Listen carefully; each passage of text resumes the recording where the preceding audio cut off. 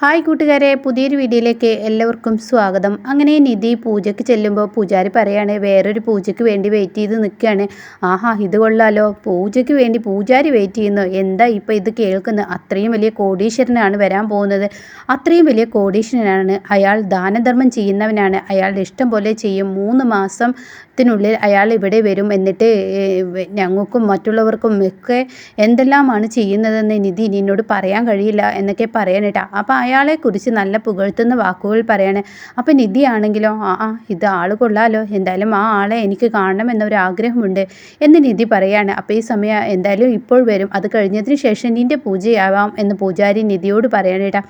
അങ്ങനെ പൂജാരി അങ്ങ് പോകുന്നു. എന്നാൽ നിധിയാണെങ്കിലോ ഇത് വലിയ കഷ്ടമാണല്ലോ, ഇങ്ങനെയുണ്ടോ ഇപ്പോൾ അമ്പലത്തിലൊക്കെ ഇത്രയും വലിയൊരു പണക്കാരന് വേണ്ടി ഇത്രയും നല്ലൊരു മനുഷ്യനാണെന്നൊക്കെ പറഞ്ഞ് ആ പൂജാരി കാത്തു നിൽക്കണമെന്നുണ്ടെങ്കിൽ അതിലെന്തെങ്കിലും കാര്യമുണ്ടാവും എന്ന് പറഞ്ഞിട്ട് ഇങ്ങനെ ദൈവത്തിൻ്റെ മുന്നിൽ ഇങ്ങനെ നിൽക്കുന്ന സമയത്ത് പൂജാരി പറയാണ്, വരുന്നു ഞാൻ കാത്തു നിൽക്കുന്ന ഞങ്ങളുടെ മുതലാളി എന്ന് പറയാൻ കേട്ടോ, ഞങ്ങളുടെ ദൈവം എന്ന് പറഞ്ഞിട്ടാണ് ആ പൂജാരി ഓടുന്നത്. അപ്പോൾ ഈ സമയം ഇയാൾ കാറിൽ നിന്ന് ഇറങ്ങുന്നുണ്ട്. അയാൾക്ക് ഒരുപാട് പ്രൊട്ടക്ഷനും കാര്യങ്ങളൊക്കെ കൂടിയിട്ടാണ് അയാൾ നടക്കുന്നത്. വലിയ പണക്കാരനാണ്. വലിയ പണക്കാരനും അയാൾ വരുന്നതിനോട് കൂടി ഒരുപാട് കാര്യങ്ങൾ ഇനി പുറത്ത് വരാൻ പോവാണ് കേട്ടോ. അങ്ങനെ ഇയാൾ ഇങ്ങനെ വരികയാണ്. ഈ സമയം പൂജാരി ഓടിച്ചെന്ന് സാറിനെ കാത്ത് ഒത്തിരി നേരമായി ഞാൻ നിൽക്കുന്നു, എന്തായാലും പൂജ ചെയ്യാം, അഭിഷേക പൂജയും എല്ലാം ഞാൻ റെഡിയാക്കിയിട്ടുണ്ട്, അതൊക്കെ ചെയ്യല്ലേ എന്ന് പറയുമ്പോൾ തീർച്ചയായും അത് വേണമെന്ന് പറയാനിട്ടാ. എന്നിട്ട് അവിടെ തൊട്ടടുത്ത് നിൽക്കുന്ന ആളുകളൊക്കെ ആ ആളെ ഇങ്ങനെ വന്നിക്കുകയാണ് കേട്ടോ. ഒരുപാട് നന്ദിയുണ്ട് സാർ, നിങ്ങൾ ഒരുപാട് കാര്യങ്ങളാണ് ഞങ്ങൾക്ക് ചെയ്തതെന്ന് എന്നൊക്കെ ഇങ്ങനെ പറയുമ്പോൾ ഇങ്ങനെ ചെയ്ത കാര്യങ്ങൾ ഇങ്ങനെ എടുത്ത് പറയാതെ എന്ന് ഇയാൾ ഈ ഒരു മുതലാളി ഈ പൂജാരിയോട് അവിടെ കൂടി നിൽക്കുന്നവരോടും പറയുന്നുണ്ട് കേട്ടോ. അങ്ങനെ എന്നാൽ നമുക്ക് പൂജ ചെയ്യാം, ഇനി നേരം വൈകിക്കണ്ടല്ലോ എന്ന് ആ പൂജാരി അയാളോട് പറയുമ്പോൾ അയാൾ പറയുന്നത് ശരി വാ എന്ന് പറഞ്ഞിട്ട് വിളിച്ചു കൊണ്ടുപോവാണ് കേട്ടോ. പിന്നീടാണെങ്കിലോ അങ്ങ് കൊണ്ടുപോവുകയും ചെയ്തു. നിധിയുടെ തൊട്ടരികിലോട്ടാണ് നിൽക്കുന്നത്. നിധി ഇതൊന്നും നോക്കാതെ മൈൻഡാക്കാതെ നിധി ഇങ്ങനെ ചെന്ന് നിൽക്കുകയാണ്.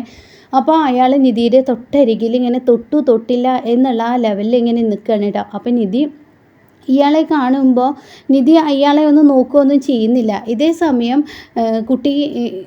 സമയം പൂജാരി പറയാണ്, നമുക്കിന്ന് അഭിഷേക പൂജ ചെയ്യല്ലേ, അതിലുള്ള സാധനങ്ങൾ എവിടെയെന്ന് പറയുമ്പോൾ അയാളുടെ കൂടെ വന്ന ആളുകളൊക്കെ ഇങ്ങനെ കൊടുക്കണം കേട്ടോ. അപ്പോൾ ആ സമയമാണ് പെട്ടെന്ന് നിധിയുടെ സൈഡിലോട്ട് ഇയാൾ തിരിഞ്ഞു നോക്കുന്നത്. നിധിയെ കണ്ടോടെ തന്നെ ഇത് വലിയ സർപ്രൈസ് ആയിരിക്കുന്നല്ലോ, നിധി നീ എന്നെ മറന്നോ എന്ന് പറയുമ്പോൾ നിധി എനിക്ക് ഈ സാറിനെ മറക്കാൻ കഴിയേ എന്ന് പറഞ്ഞ ഉടൻ തന്നെ അവിടെ നിൽക്കുന്ന പൂജാരി ചോദിക്കുക, ഇത് നിങ്ങളുടെ ആരാണെന്ന് പറയുമ്പോൾ എൻ്റെ മോളാണിത് എന്ന് പറയാൻ കേട്ടോ. അപ്പോൾ ഇത് കേട്ട ഉടൻ തന്നെ പൂജാരി ഞെട്ടിപ്പോവാണ്.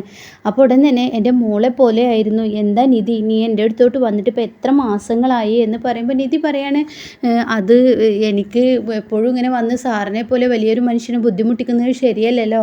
അപ്പോൾ ഇത് കേട്ട ഉടൻ തന്നെ നീ വരുന്നത് എനിക്കൊരു ബുദ്ധിമുട്ടാണോ? സാധാരണ മക്കൾ അടുത്തോട്ട് വരുന്നത് അച്ഛനമ്മമാർക്ക് ബുദ്ധിമുട്ടുണ്ടാവുമോ എന്ന് തിരിച്ച് ചോദിക്കുമ്പോൾ നിധി ചിരിക്കുകയാണ് കേട്ടോ. ഈ സമയം പൂജാരിയോട് പറയണേ, ആദ്യം ഇവളുടെ പൂജ നടക്കട്ടെ, അർച്ചനക്കുള്ള കൂടുന്നതല്ലേ, അവളുടെ വേടിക്കുക എന്ന് പറയണം. അങ്ങനെ നിധിയുടെ പൂജാരി വേടിക്കണം കേട്ടോ.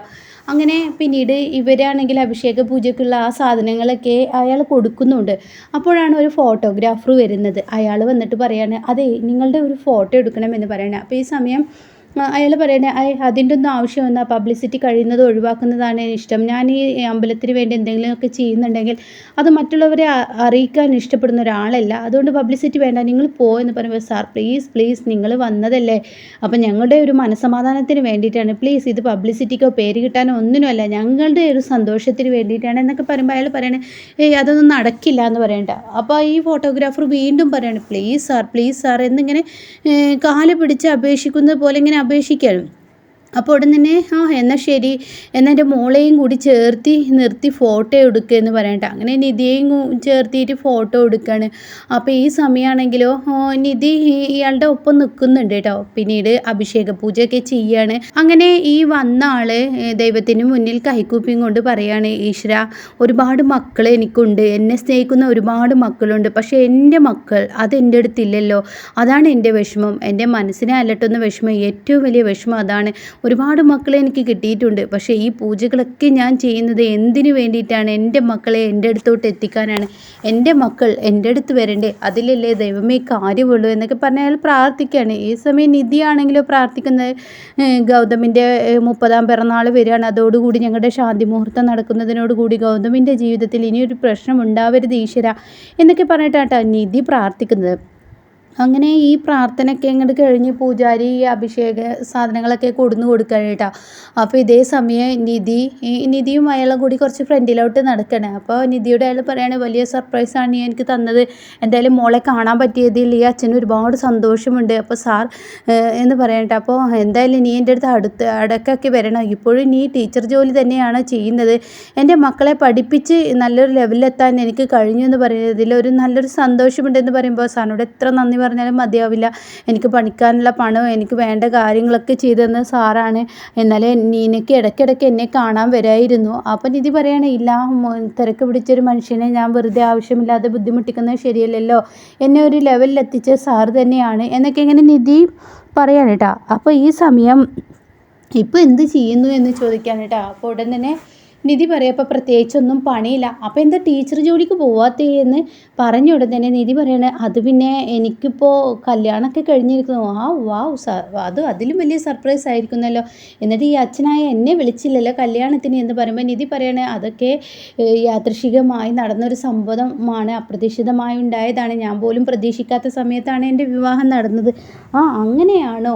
ആരാ വരൻ എന്ന് ചോദിക്കുമ്പോൾ എല്ലാവരും അറിയും, ഈശ്വരമംഗലത്തെ ഗൗതമാണ് എന്ന് പറയണം കേട്ടോ. ഇത് കേൾക്കുന്നതിനോടുകൂടി അയാൾ ആകെ ഞെട്ടിപ്പോണ്. അയാൾ ഇങ്ങനെ ഒരു ബ്ലാങ്ക് പിക്ചറിൽ ഇങ്ങനെ ഒരാളിങ്ങനെ വിരൽ ചൂണ്ടി നിൽക്കുന്നു, അതിനിടയ്ക്ക് ഒരു പെണ്ണ് നിൽക്കുന്നു. അങ്ങനെ ഒരു രംഗം ഇങ്ങനെ അയാളുടെ കണ്ണിലിങ്ങനെ കാണുകയാണ് കേട്ടോ. 3 പേര് നിന്നിട്ട് തമ്മിൽ വഴക്ക് കൂടുന്ന ആ ഒരു രംഗം കാണുകയാണ്. ഈ സമയം നിധി എൻ്റെ ഗൗതമാണ് എന്നെ വിവാഹം കഴിച്ചിരിക്കുന്നത്. പക്ഷേ ഞാൻ ഭാഗ്യവതിയാണ്. സാറിനെ പോലെ തന്നെ ദാനധർമ്മമൊക്കെ ചെയ്യുന്ന നല്ലൊരാളാണ് എൻ്റെ ഭർത്താവ്. എൻ്റെ ഭർത്താവ് എനിക്കും എൻ്റെ കുടുംബത്തിനൊക്കെ വേണ്ടി ഒരുപാട് കഷ്ടപ്പെടുന്നുണ്ട്. എൻ്റെ ഗൗതമിനെ സാറിന് കാണണ്ടേ എന്ന് പറയുമ്പോൾ തീർച്ചയായും വേണം, കാണണമല്ലോ എന്ന് പറയണം കേട്ടോ. അപ്പോൾ ഇത് കേട്ടോടെ തന്നെ നിധി പറയണേ, എന്നാൽ എൻ്റെ വീട്ടിലോട്ട് പോവാം, നമുക്കൊരു കോഫിയൊക്കെ കുടിച്ചിട്ട് വീട്ടിൽ ഗൗതമിനെയൊക്കെ കണ്ടിട്ട് പോവാം, അതല്ലേ നല്ലത് എന്ന് പറയുമ്പോൾ അയാൾ പറയണേ, അത് വേണ്ട, നീ പൊയ്ക്കോ, അത് പിന്നീടാവാം, അതിനുള്ള കൂടിക്കാഴ്ച പിന്നീടാണ് നല്ലത്, ഇനിയിപ്പോൾ പൊയ്ക്കോ, എന്തായാലും എൻ്റെ മോള് സുഖമായിരിക്കുന്നല്ലോ, ടീച്ചർ ജോലിയൊന്നും നിർത്തണ്ട, ജോലിക്ക് പോകാൻ പറ്റുന്നിടത്തോളം ജോലിക്ക് പോയിക്കോ. അപ്പോൾ ഗൗതമിൻ്റെ ഓഫീസിൽ തന്നെ എനിക്ക് ജോലിയുണ്ട് എന്ന് പറയണ്ട. അപ്പോൾ അതും കൂടി കേൾക്കുമ്പോൾ അയാൾക്ക് സന്തോഷമാവാണ്. ഞാൻ വളർത്തി വലുതാക്കിയ മക്കളൊക്കെ നല്ല ലെവലിൽ എത്തി എന്ന് പറയുമ്പോൾ എനിക്ക് പറയാൻ വാക്കുകളില്ല എന്ന് അയാൾ തിരിച്ചും പറയുന്നു കേട്ടോ. അങ്ങനെ നിധി വളരെ സന്തോഷത്തോടു കൂടി അയാളിൽ നിന്ന് അങ്ങ് പോവാണ്. തനിക്ക് വാക്കുകളില്ല. അയാൾ കണ്ടപ്പോൾ നിധിക്കുണ്ടായ സന്തോഷമുണ്ടല്ലോ. അങ്ങനെ അയാളെയും കണ്ട് നിധി അവിടെ നിന്ന് ഇറങ്ങുമ്പോൾ, ഈശ്വര, ഞാൻ എന്തിനു വേണ്ടിയിട്ടാണോ ഇങ്ങോട്ടേക്ക് വന്നത്, അത് എനിക്ക് ഒരുവിധം സാധിച്ചു എന്ന് പറയാം. പക്ഷേ എൻ്റെ മക്കൾ അത് എൻ്റെ അടുത്തോട്ട് വരണം, അത് ഈശ്വരൻ എനിക്ക് സാധിപ്പിച്ചു തരണം. ആര് എൻ്റെ അടുത്ത് വന്നാലും എത്ര കോടീശ്വരനായി എന്തുണ്ടെങ്കിലും എന്തുണ്ട് എന്ന് പറഞ്ഞിട്ടും കാര്യമില്ല. നിധിയോട് പറഞ്ഞതുപോലെ എനിക്കിപ്പോൾ ജോലിയിലോട്ട് ശ്രദ്ധ തന്നെ കിട്ടുന്നില്ല. എൻ്റെ മക്കൾ എൻ്റെ അടുത്തോട്ട് വരാതെ ഞാൻ ഇനി എങ്ങനെ എൻ്റെ മക്കളെ എൻ്റെ കൺമുന്നിൽ കാണിച്ചു തരണേ എന്ന് അയാൾ പറയുന്നു കേട്ടോ. അപ്പോൾ ഇയാളുടെ വരവോടുകൂടി ഇനി ഗൗതമിൻ്റെ ജീവിതത്തിൽ ഒരുപാട് മാറ്റങ്ങൾ വരികയാണ്. അതുപോലെ തന്നെ വസുന്ധരയുടെ മുഖംമൂടി അഴിഞ്ഞു വീഴാണ്. ഒളിപ്പിച്ച് വെച്ച പല സത്യങ്ങളും ആ ആളുടെ വരവോടുകൂടി ഇനി സംഭവിക്കാൻ പോവാണ് കേട്ടോ.